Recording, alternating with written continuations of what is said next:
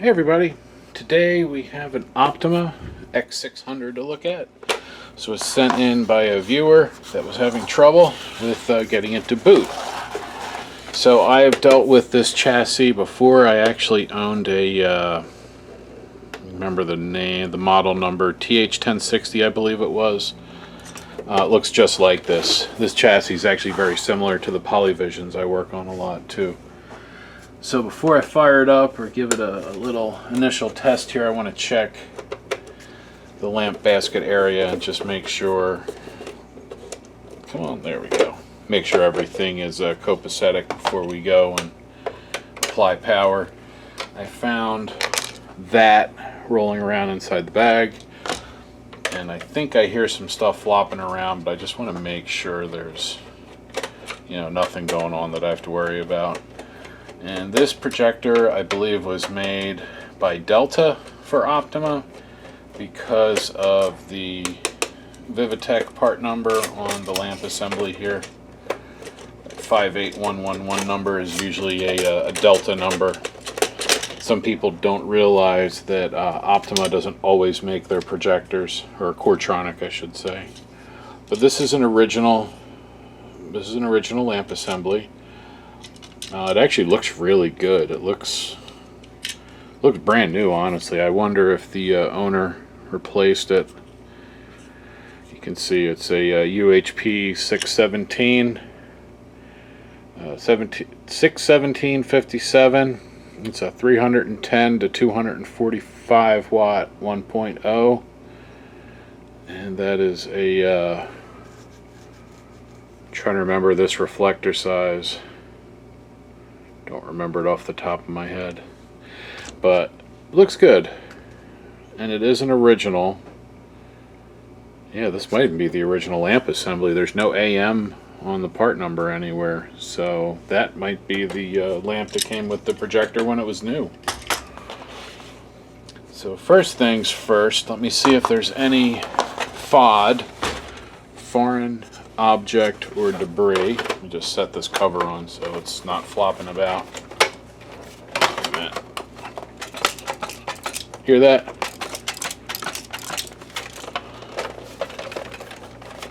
There's something in there.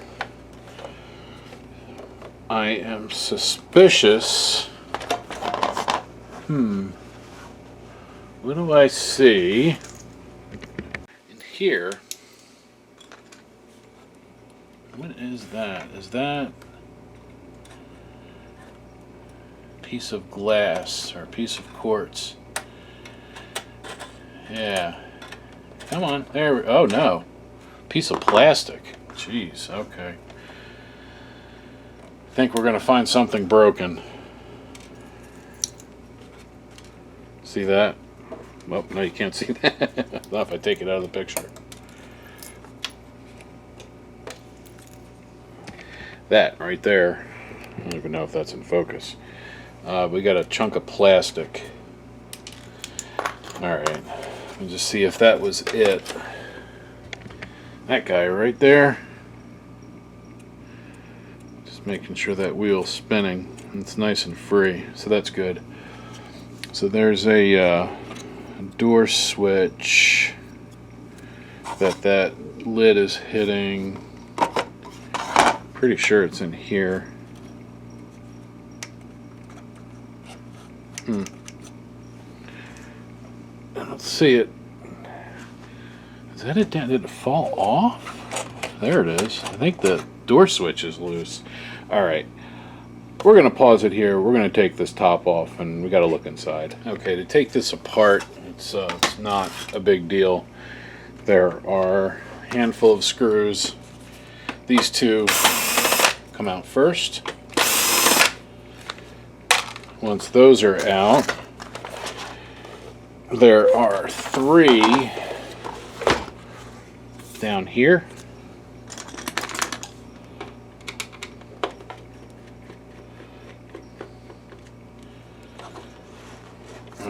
So like the Polyvisions I work on, they have two of these small screws on one side and two on the other side.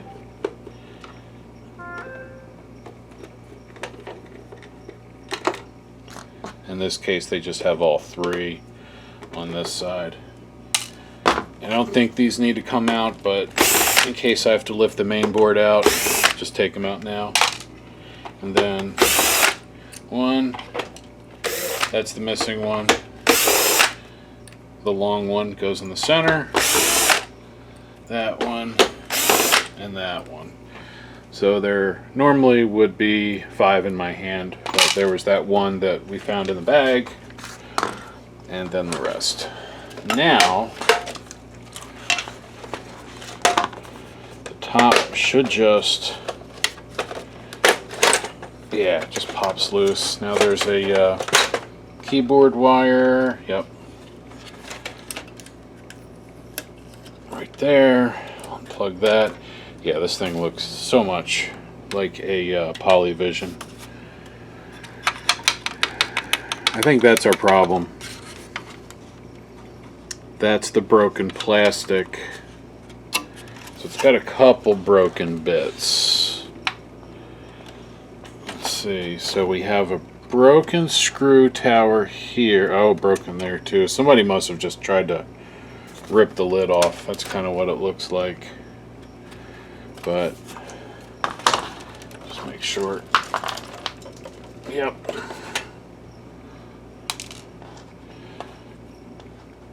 These pieces, that white part goes in the middle, that goes down in here, but that plastic bit came off of probably one of those top screws that are missing.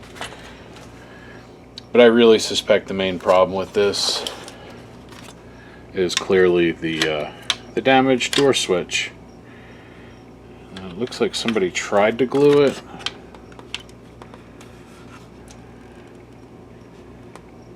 So I got text, there's a little 2 written next to it. And we got some Sharpie stuff down there. I don't know what that means. I'm thinking about just bypassing it, just glob a solder across there and just let the customer know that don't start it with the door off. We could try epoxying this, that's definitely an option. But for testing I'm just going to solder that little connector across. So I went ahead and I just put a little glob of solder across those pins. We're going to take the control keyboard out so that we can use it without the lid in the way. So let's get these other screws out. I could probably use a Polyvision control board here, but I wanted to show you guys how to do it if you had one. You want to take those screws out, then you pop your board loose, and now we have a standalone method. And I'll probably leave that out. I'm going to talk to the customer and see what he wants to do. If he wants this installed to have that extra level of safety protection, we can do that, but I kind of suspect that it won't be an issue. Most people know to unplug stuff, or you know. So anyway, let me hook this up and then we'll get ready to try it. Alright, so we have a power LED. You can see that flashing. Actually, back you guys out just a little bit. And power.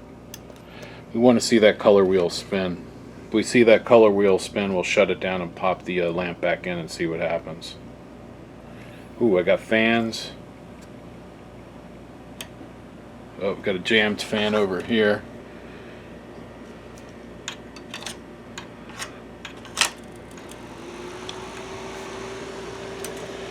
Piece of plastic stuck in there. So we got that fan running. Both fans are running. I think the color wheel's spinning, or it did spin. Alright, let's check. Yeah, the color wheel was spinning. Let's just check this fan.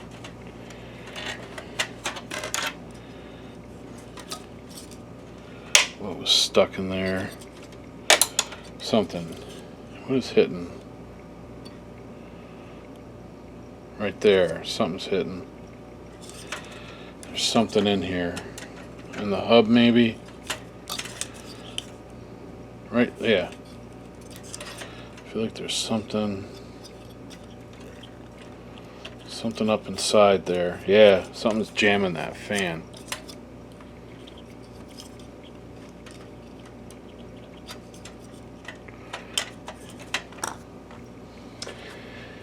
Let's look. Let me see if this kind of fan pops apart. Sometimes the hubs come apart and you can fix them. Maybe.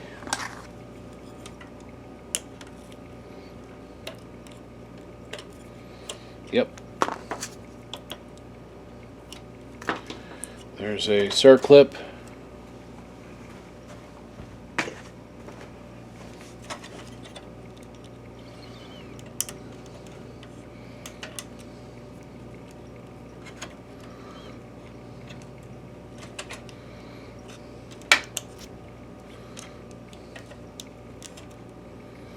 There we go.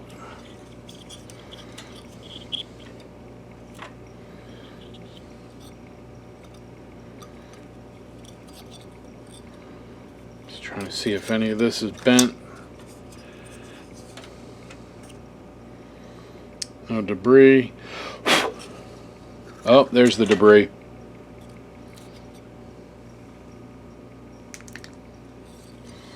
That'll do it.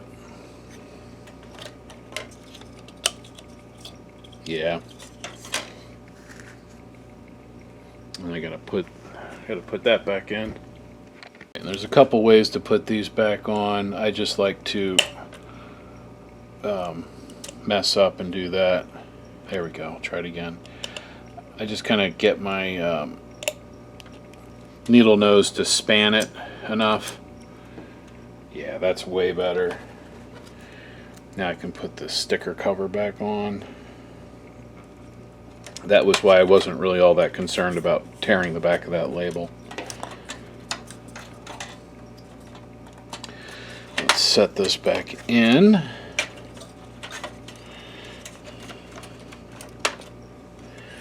Pull the wire back. That's good. Okay, now let's set the lamp in. Yep. Make sure that's down all the way. Like that.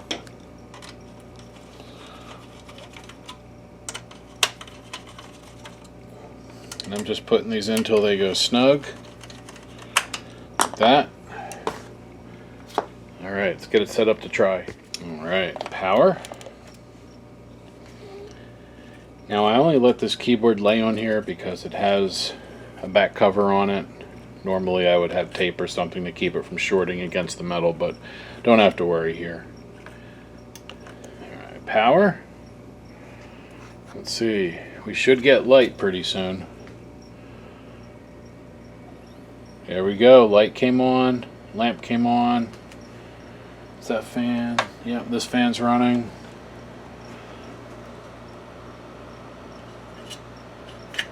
Blower fan's not running yet, but that may take a moment to come on. But we have a picture. See? Optoma DLP systems. Okay, and blower fan just came on, so that fan's running. Let's go to menu. Menu.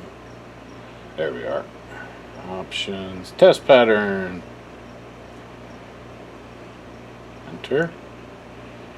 Grid. There we are. Alright, that looks good. I am going to let this run for a little bit.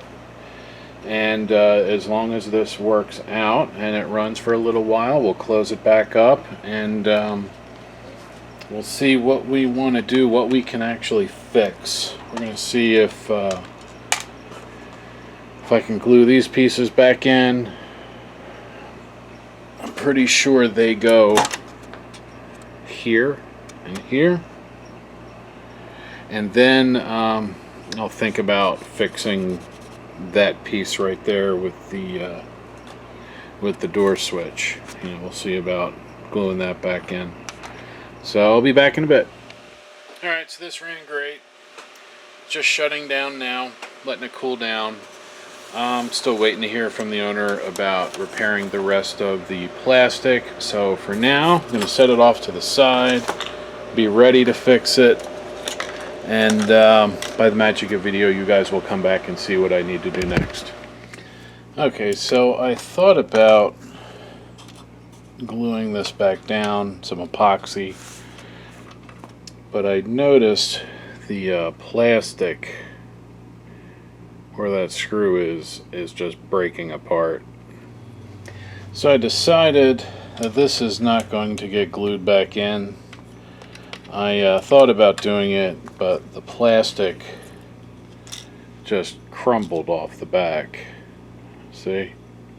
Oh, can't focus. There we are.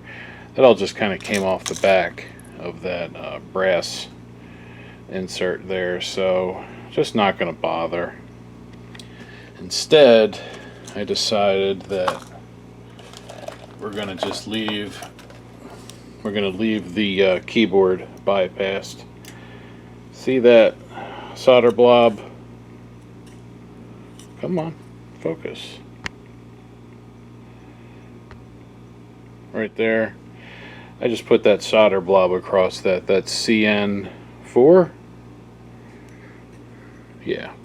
So just putting that solder blob across those two pins of CN4, that makes the projector think that that switch is being pushed closed.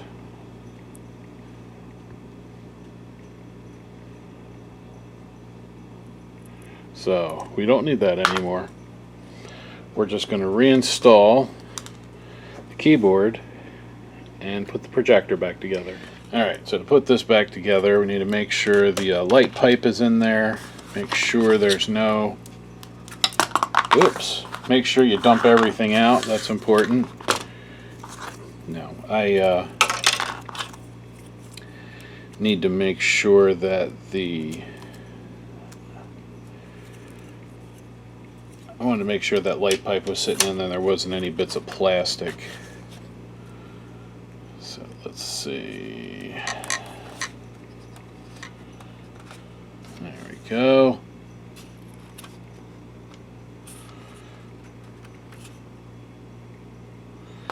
Looks good. And then put that back. Oh, come on. Like that. I'll just make sure the buttons feel good. Oh, there's one broken there. That one's broken out. That's okay.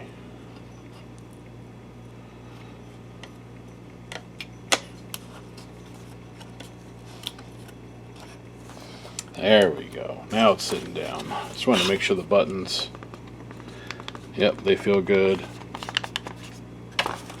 Now we can put the screws back in. Alright, I'm nicknaming this projector 75% because it's going to have 75% of its screws probably by the time we're finished because of the plastic damage. What I think happened is that the owner lives in an RV and this lives in an RV. I think it may have taken a bounce at one point that it didn't mean to take, and that caused that stuff to break. That right there is what makes me think that's what happened, plus the other weird stuff like that snapped out, you know. So let's put it back together. Alright, so those screw holes are fixed-ish. I CA glued them back in. I'm thinking I might back that up with some epoxy too. I think that might be the smart thing to do. Don't need these. I'm just trying to add some more structural integrity to it, being that that piece is missing. Because otherwise in that corner we won't have anything. We'll just have this one in the back corner and the center one, which isn't bad, but it'd be better if we had something in there that was holding it down. So I think I might try and do some two-part epoxy there. Alright, I feel it starting to get warm.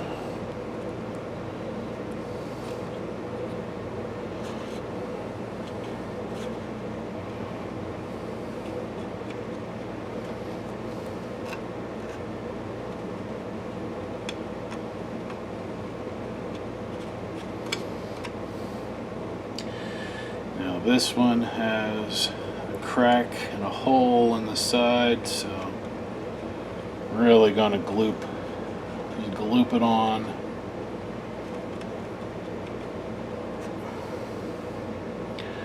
This one's not as bad, but I still want to get it on there thick.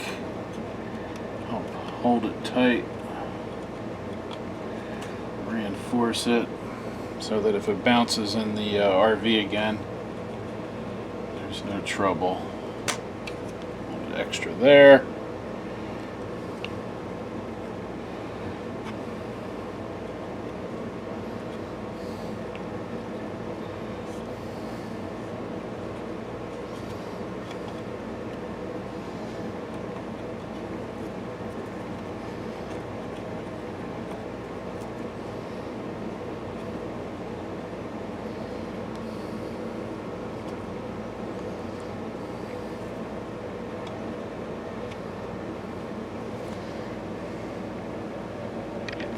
That'll work. After that finishes setting up in the next few minutes, I'm gonna just put a drill bit in there to remount the hole a little.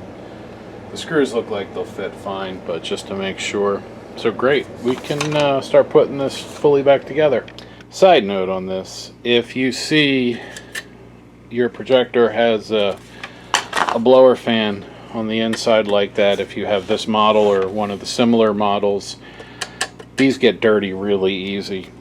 There's not a whole lot of space inside the chassis. You can see the front covers it here, so it kind of makes it tough to have good airflow, so these get filled with dust very easy. So always make sure you clean those out if they need it. This projector is incredibly clean, which is great, so I'm not worried about it, but figured I'd let you all know. Now we will connect the keyboard.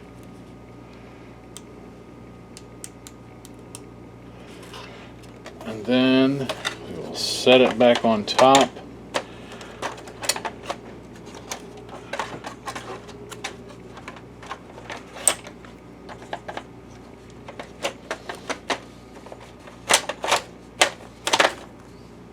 Oh, actually we won't, because I almost forgot to put that back in.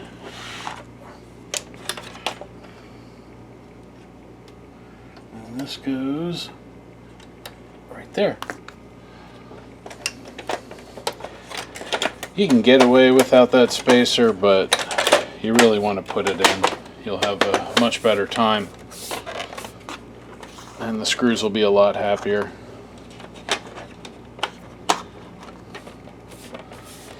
Alright, that all feels good. Feels like it's down. Let's flip it over.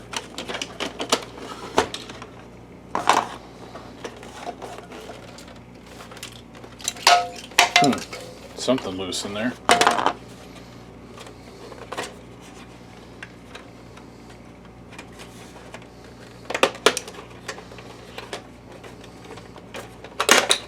Let's see what came loose.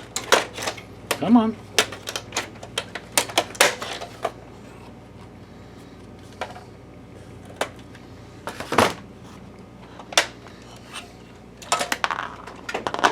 Not that.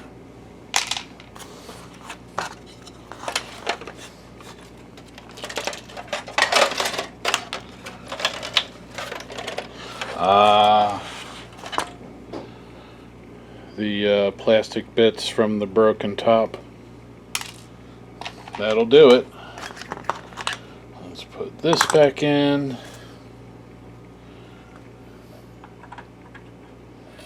That's probably what was partly jammed in that fan. It's the first time I'd seen the inside of a fan jammed that way before. It was interesting. Alright, let's put this back on.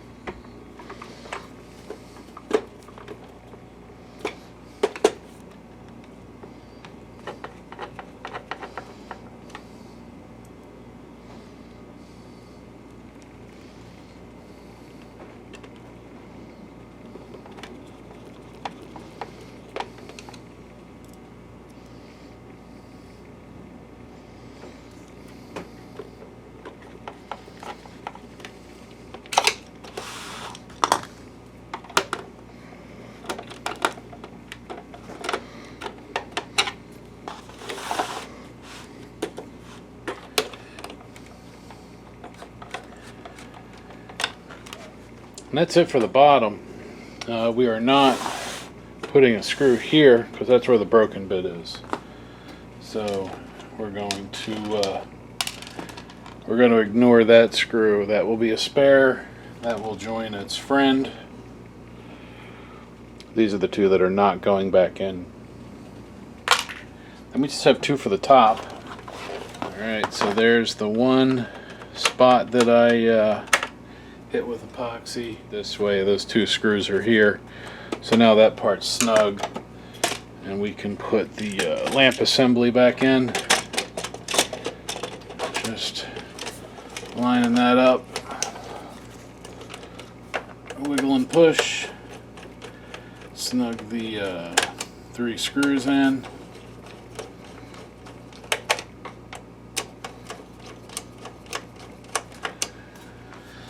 And technically this tab doesn't need to be there anymore because we've removed that switch, but tab can stay. That helps line it up.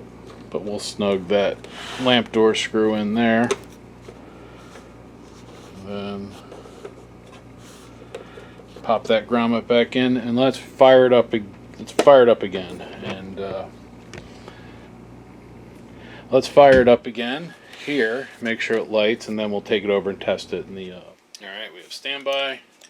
Let's see. Everything should fire up in a second. There it goes. Fans just came on. Let's see if I see any light on my hand. Yep, there we go.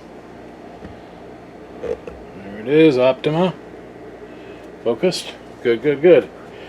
Alright, I'm gonna shut this back down then and take it over and set it up in the other spot with the computer. So, power off, and then I'll see you guys in a moment. And here we go. I'm testing it out, watching another one of my favorite channels. My wife and I like to watch these guys.